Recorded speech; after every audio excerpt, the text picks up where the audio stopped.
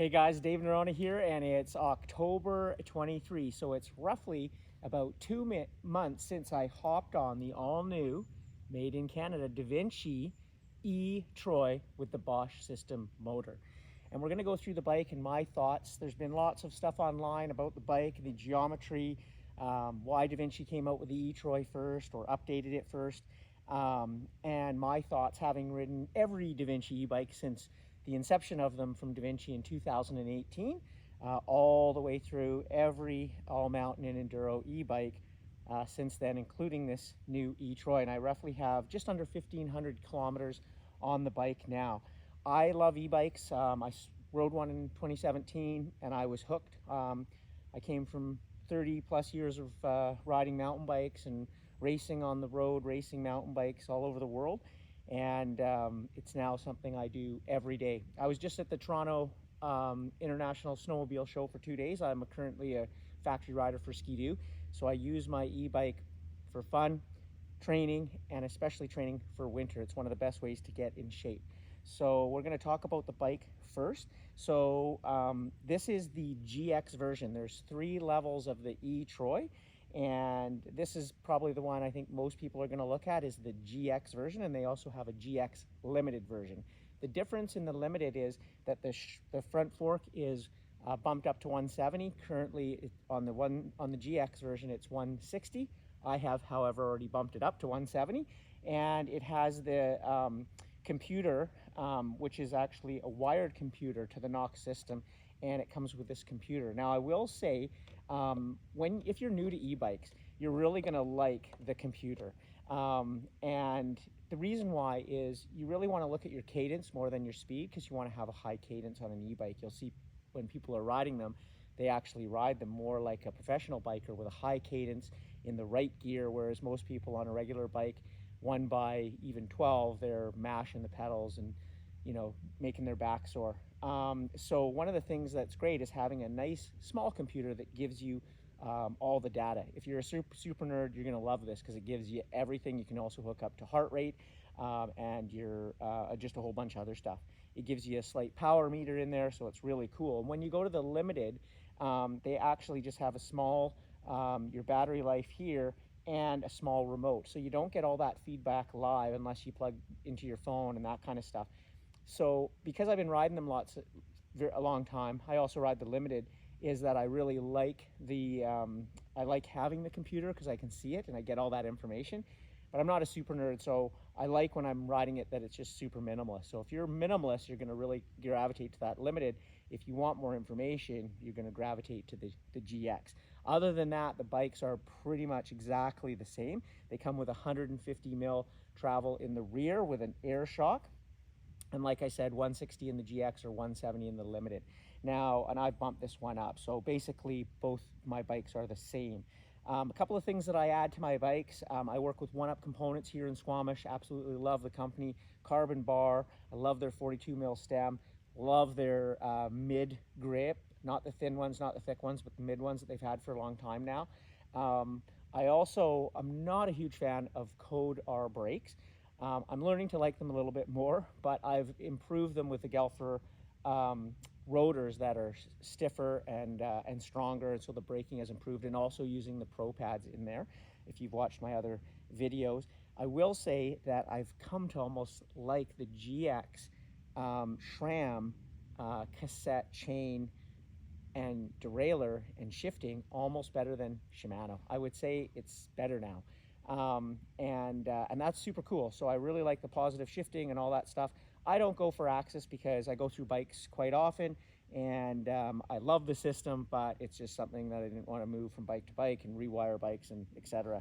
And so this bike, what I love about it is it's set up at the highest level, still well under $10,000, which is still expensive, but for e-bikes, it's almost half some of the e-bikes out there, which is crazy for the same motor that's on it. So you really have to do your homework on an e-bike, and the E-Troy and Devinci, even though you don't see it a lot in magazines or in videos, man, this is a quiver killer, and it's one of the best e-bikes I believe on the market, and it also has a really solid price point. You're not losing anything because of that. I've also put on the Race Face Effect 2 cranks. They make a 160 crank arm, and hopefully they make something smaller in the future, because I'd really like to go down to a 155.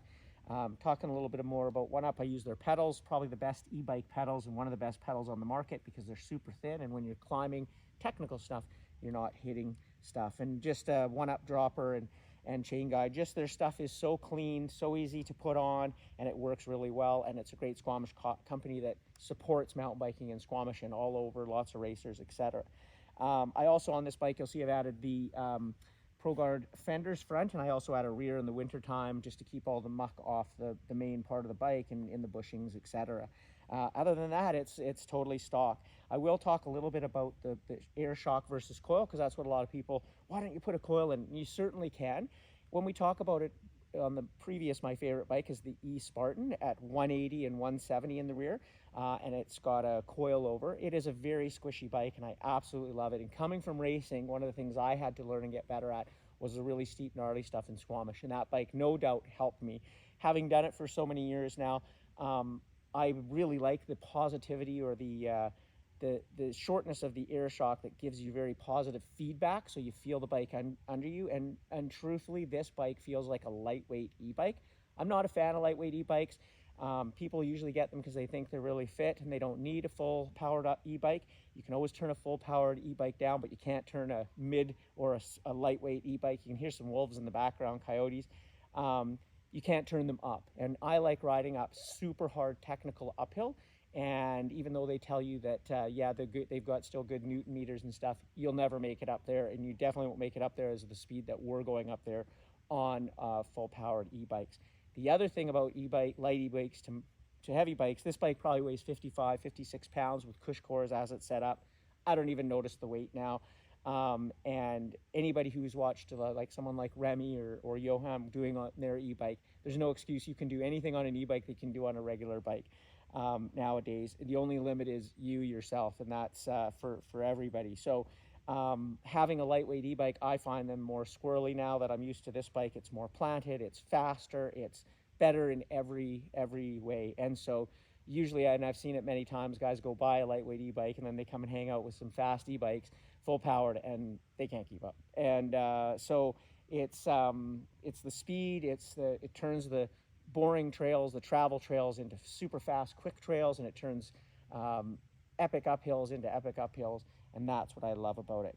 Now, getting back to this E-Troy, that's what I love about this bike. It's so snappy, so quick, and just the geometry. And this is a mullet bike, okay? It's the first one that Devinci's done, so it's a 29 front and a 27.5 in the rear. And me being short at 5'6", I love the 29er, and it's really fast, and if I was racing, that's what I'd choose. But for fun and downhill and hard stuff, it still climbs as well, but man, does this thing descend so well, and it just fits me perfectly. As Stephen King, one of the guys, one of the great mechanics for Devinci, he said, he goes, man, this, even at 160 and 150, the way this bike's designed, the geo on it, and being a mullet, it's one of the nicest bikes you'll ever ride. It's just super, super awesome.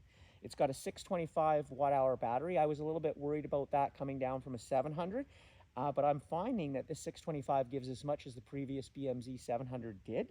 I do have a spare because I do lots of long rides where I carry a second battery in my pack. It's 6.5, 7 pounds. Don't even notice it after 10 minutes.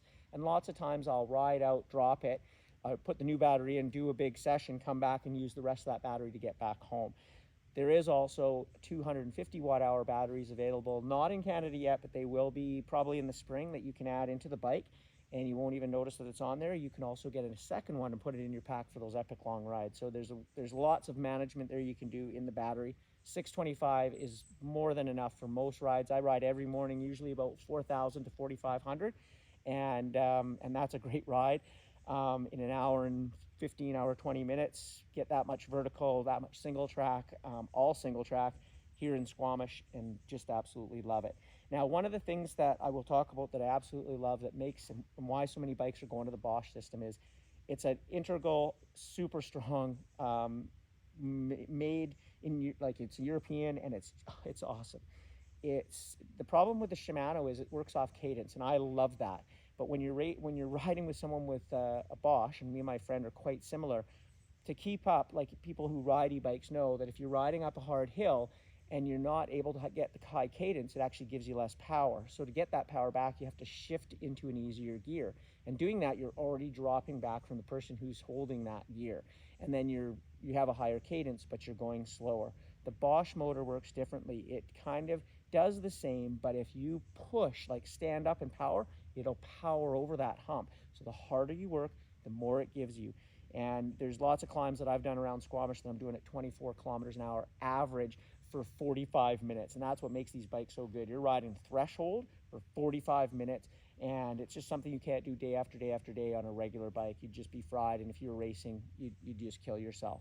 So that's what I love about e-bikes. You can ride them hard, and you're right on that rivet all the time, and they're super fun. So this bike, also the improvement over the V2 wheels, I find, is the race face effect wheel set. It's super nice.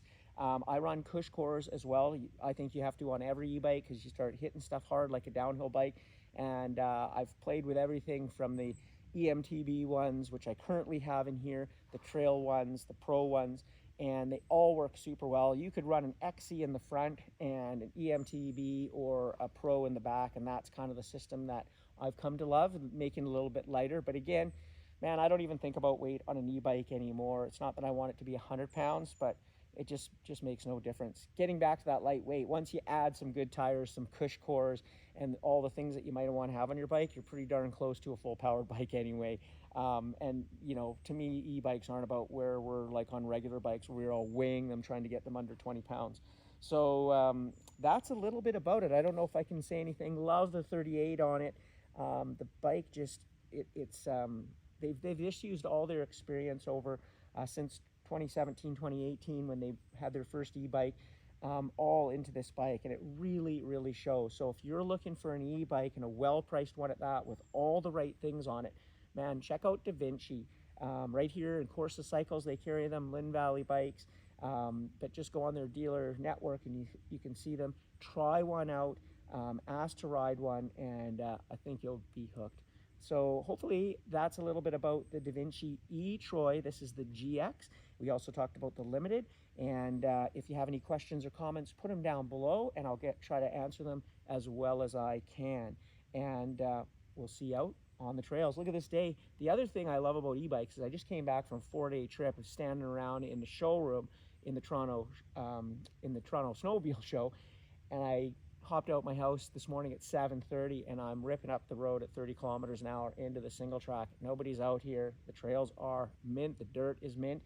And I'm just going to do a big session, and I'm back into my training. Whereas on a regular bike, if you miss 4 days or you miss a week, or when I go boating for a month and a half in the summer and you come back, you got to restart all over. And the e-bikes bring you right back there just as you left it. So that's why I'm hooked on e-mountain bikes.